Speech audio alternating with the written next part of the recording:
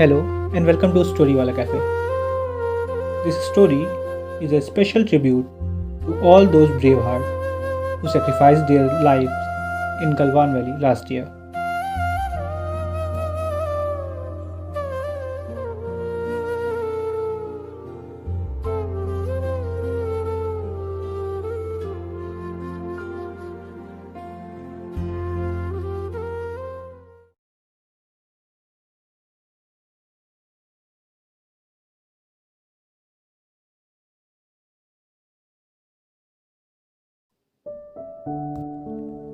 शौर्य express के platform number 5 पर आते ही मानो प्लेटफॉर्म पर उत्सव सा छा गया हो। पिछले 1 घंटे से इंतज़ार करते हुए लोगों के चेहरे खुशी से झूम उठे। कुछ ही पल में ट्रेन प्लेटफॉर्म पर अपनी धुन बजाते हुए आ खड़ी हुई। अब सिर्फ अपनों को निहारती हुई नज़रें थीं, एक तरफ प्लेटफॉर्म पर खड़े हुए लोगों की तो दूसरी तरफ ट्रेन के हर बोगी में शान से उतरते भारतीय सेना के जवानों की। Retired general KB. अस्थाना अपनी पोती बांसुरी के साथ एक अपनी निगाहों को हर तरफ दौड़ा रहे थे। बांसुरी तो इतनी छोटी थी कि उसे तो चेहरे ही नहीं दिख रहे थे, मगर फिर भी वह उचक उचक कर देख रही थी। अभी अस्थाना साहब इधर उधर खोज ही रहे थे कि तब तक बांसुरी अस्थाना साहब का हाथ छुड़ाकर पापा चीखती हुई सामने की तरफ दौड़ी और उसके पीछे दौड़े अस्थाना साहब। सामने से आ रहे थे मेजर विवेक अस्थाना। विवेक को देखकर बांसुरी उससे जा लिपटी। 5 महीने के बाद अपनी बिटिया को गले लगाकर विवेक की आंखें भी डबडबा गईं। पीछे से अस्थाना साहब ने कहा, वेलकम बैक मेजर, और विवेक ने अस्थाना साहब को एक सैल्यूट मारकर पैर छू लिए। इसके बाद पसरा सन्नाटा। पिता पुत्र के बीच अक्सर ऐसे ही मौन से बात होती है। इसी सन्नाटे को चीरा बांसुरी ने अपनी मधुर आवाज़ से, पापा पता है आपको, किट्टू के न तो बेबी हुए हैं, मैंने उनके नाम चोको और कैंडी रखे हैं, और पता है। ऐसे बोलते बोलते बांसुरी न जाने कब विवेक की गोद में आ गई और गोद में आके सो गई। घर पर दस्तक होते ही एक रौनक सी छा जाती है। विवेक सबसे पहले बांसुरी को उसके रूम में सुलाता है और फिर माँ के पास जाता है। महीनों बाद बेटे को देखने की खुशी उनकी आंखों में दिख रही थी। विवेक भी जाके माँ के पैरों के पास बैठ गया। माँ ने फिर विवेक से बातें करनी शुरू की तो लगा ख़त्म ही नहीं होंगी। आखिर बीच में अस्थाना साहब को टोकना ही पड़ा। मैडम, बेटा सफ़र से आया है, उसे आराम करने दोगी या यहीं पूरी महाभारत सुना डालोगी? इतना कहते ही पूरा आंगन ठहाकों से भर उठा। विवेक उठ के अपने कमरे में जा ही रहा था तब प्रिया कॉलेज से आ गई। कब आए पूछकर वो भैया से जा लिपटी और फिर दोनों भाई बहन एक दूसरे की खिंचाई करने लगे। शाम के 5 बज रहे थे। इस समय सोने का कोई मतलब नहीं था। विवेक अपने सामान के साथ अपने कमरे में गया।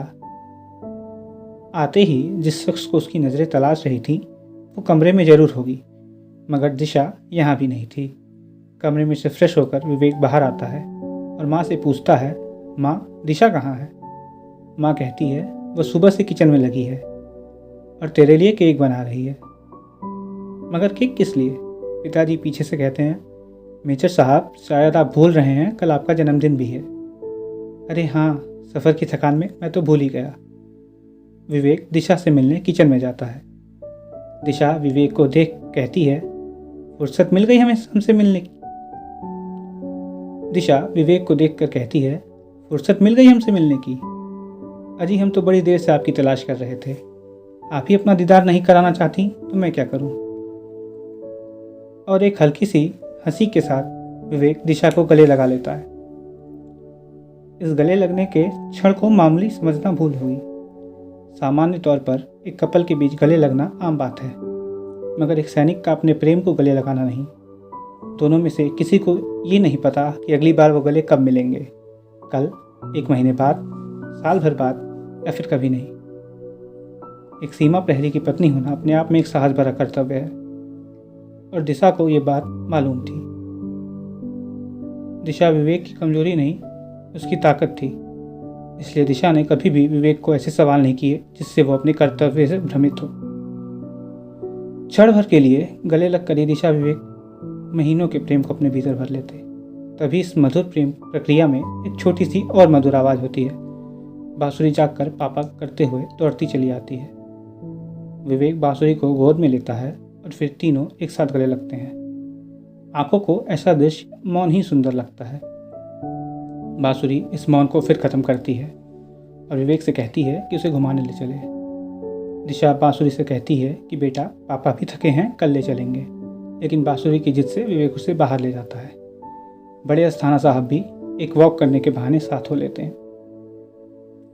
अस्थाना साहब, विवेक और बांसुरी गंगा किनारे टहलते हुए थम जाते हैं। अस्थाना साहब खड़े खड़े उन दिनों को याद करने लगते हैं जब वो विवेक को ऐसे ही घुमाने ले आते थे। विवेक डूबते हुए सूरज के प्रतिबिंब को गंगा में निहारता है और छोटी सी बांसुरी गंगा में मछलियों की तरह घूमती हुई नाव को एकटक देखती है। धीरे धीरे आसमान अंधेरे की चादर ओढ़ रहा होता है और गंगा के घाट और खूबसूरत होते जाते हैं।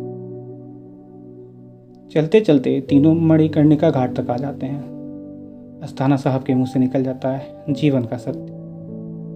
अस्थाना साहब बांसुरी की वजह से वहां से तेजी से आगे बढ़ना चाहते हैं, मगर विवेक थम जाता है।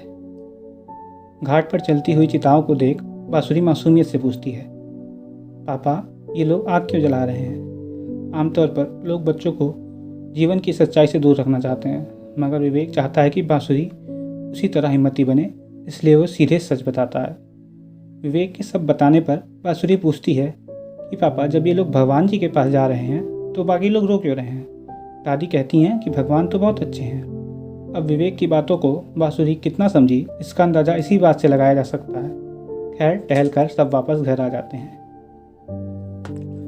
रात के समय खाने की टेबल पर प्रिया विवेक से कहती है, भैया इस साल राखी का गिफ्ट नहीं लाए क्या? तब विवेक को याद आता है कि वो सबके लिए गिफ्ट देना भूल गया है। विवेक सबके गिफ्ट लाकर सबको दे देता है।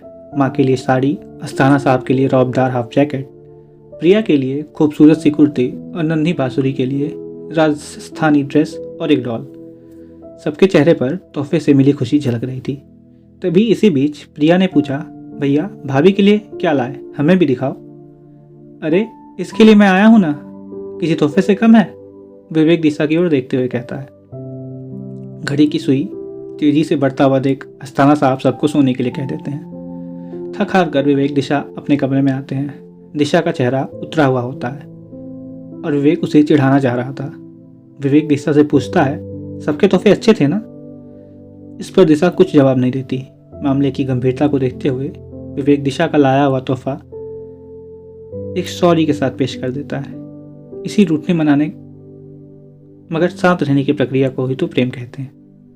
दिशा तोहफे देखकर वैसे ही खुश होती है जैसे चॉकलेट पाकर छोटी सी बांसुरी। जब दिशा तोहफा खोलती है तो उसमें रंग बिरंगी राजस्थानी चूड़ियाँ होती हैं। कैसी हैं? बहुत सुंदर। तो पहन के दिखा दो। तुम लाए हो तो तुम खुद ही पहना दो। अच्छा जी ऐसा, तो लाइए पहना देते हैं। तभी विवेक का फ़ोन बजता है। फ़ोन पर आवाज़ होती है, मेजर विवेक अस्थाना, इंडो चीन बॉर्डर पर बिगड़ती हुई परिस्थितियों को देखते हुए आपके बटालियन की लीव पोस्टपोन की जाती है। आपको लद्दाख बॉर्डर पर कल सुबह रिपोर्ट करना होगा। 1.5 घंटे बाद ट्रेन आपको हेडक्वार्टर तक ले जाएगी। वहाँ से आपकी बटालियन को एयरलिफ्ट करके लद्दाख बॉर्डर पर पहुँचा दिया जाएगा। होप आप तैयार होंगे। विवेक बुलंद आवाज़ में कहता है, यस सर। जय हिंद मेजर। जय हिंद सर। दिशा विवेक के चेहरे से समझ गई बात गंभीर है। विवेक दिशा को सारी बात बताता है और पैकिंग करने के लिए कहता है। दिशा हाथ में ली हुई चूड़ियों को साइड में रखकर तुरंत ही विवेक के सामान पैक करने लगती है। मैंने पहले ही कहा था दिशा बहुत हिम्मती है, इसलिए विवेक के कर्तव्य को वो पहले रखती है। इसी बीच विवेक घर में सबको इत्तला कर देता है। माँ तो मानो ऐसे मायूस हो जाती है जैसे अभी गंगा की धारा उनकी आंखों से बहने लगेगी। जाने की तैयारी करते हुए 1 घंटे निकल जाते हैं। समय 12:30 का हो रहा था, मगर किसी को यह भी ध्यान नहीं था कि आज विवेक का जन्मदिन हो चुका है। अफरा तफरी में विवेक सबको अलविदा कहकर निकल जाता है। माँ, अस्थाना साहब, प्रिया और आंखें मीचती हुई बांसुरी सब वापस सोने चले जाते हैं। दिशा अपने कमरे में जाती है तो फिर उसे उन चूड़ियों का ध्यान आता है। इसे विवेक को उसने पहनाने को कहा था। वो ये सोचती है कि पहनाएगा तो इसे विवेक ही। वो उन्हें साइड में रखकर सो जाती है। अगली सुबह जब सबको याद आता है कि विवेक का जन्मदिन है, तब तक विवेक लद्दाख पहुंच चुका होता है। वहाँ उसका फ़ोन भी नहीं लगता। सब अपने आप में बड़ा पछता रहे होते हैं। दिन में मानो कोई उमंग ही नहीं होती है। दिन ढलते ही अस्थाना साहब टीवी पर बैठे होते हैं कि खबर आती है, चीनी सैनिकों की घुसपैठ को नाकाम करते हुए भारत के कई जवान शहीद हो गए हैं। अस्थाना साहब का कलेजा बैठा जाता है। वो घटना की जानकारी लेने के लिए हेडक्वार्टर्स फ़ोन लगाने ही जाते हैं कि तब तक उनके फ़ोन की घंटी बजती है। दूसरी तरफ से आवाज़ आती है, जनरल अस्थाना, हमें बताते हुए बड़ा दुख हो रहा है, मगर विवेक अस्थाना आज सुबह चीनी सैनिकों से लोहा लेते हुए वीर गति को प्राप्त हो गए हैं। हमें उनकी शहादत पर गर्व है। उनका पार्थिव शरीर देर रात तक आपके निवास स्थान पर पहुंच जाएगा। We are extremely proud of major Asthana. हर शब्द के साथ अस्थाना साहब अंदर ही अंदर मर रहे थे। जवान बेटे को खोने का गम होता ही ऐसा है। किस मुंह से वो ये बात घर वालों को बताते, उन्हें समझ ही ना आ रहा था।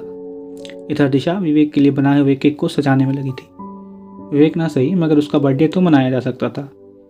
टीवी पर जब शहीदों के नाम आने लगे तो पूरे मोहल्ले में हल्ला हो गया। धीरे धीरे शाम हुई और घर में सबको पता चल गया। माँ, दिशा, प्रिया तो बेसुध ही हो गए। बांसुरी सबको रोता देख कुछ समझ ही नहीं पा रही थी। देर रात तक पूरे सैन्य सम्मान के साथ विवेक का पार्थिव शरीर उसके घर लाया गया। पापा को यूं देख बांसुरी मासूमियत से पापा को जगाने लगी। अस्थाना साहब ने बड़ी हिम्मत करके उसे समझाया, बेटा पापा अब नहीं उठेंगे, वो भगवान के पास चले गए हैं। बांसुरी को तब विवेक की बात ताई हुई सारी बात याद आ जाती है। वो मम्मी, दादी, बुआ सबके पास जाकर आंसू पोंछती है और कहती है, रोइए मत, पापा तो भगवान के पास गए हैं, वो तो अच्छी जगह है। अगली सुबह विवेक पंचतत्व में विलीन हो जाता है। दिशा अपने कमरे में आज भी बेसुध पड़ी रहती है, उन चूड़ियों को हाथ में लिए जो विवेक खुद उसे पहनाने वाला था। हमारे यहाँ पति के मर जाने के बाद पत्नी के हाथ में पहनी हुई चूड़ियाँ उतरवा दी जाती हैं या तोड़ दी जाती हैं, लेकिन उन चूड़ियों का कोई क्या करे जो पहना ही नहीं गई, बस एक दिन पहनाने के वायदे पर छोड़ दी गई हों। वीडियो पसंद आई हो तो उसे लाइक कीजिए, शेयर कीजिए अपनी फैमिली और फ्रेंड्स के साथ, और चैनल को सब्सक्राइब करना बिल्कुल ना भूलिएगा।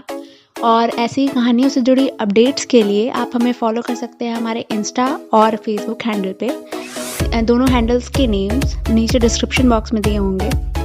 और सबसे ऊपर खुद का ध्यान रखिए और खुद से प्यार कीजिए, cause self love is the best love.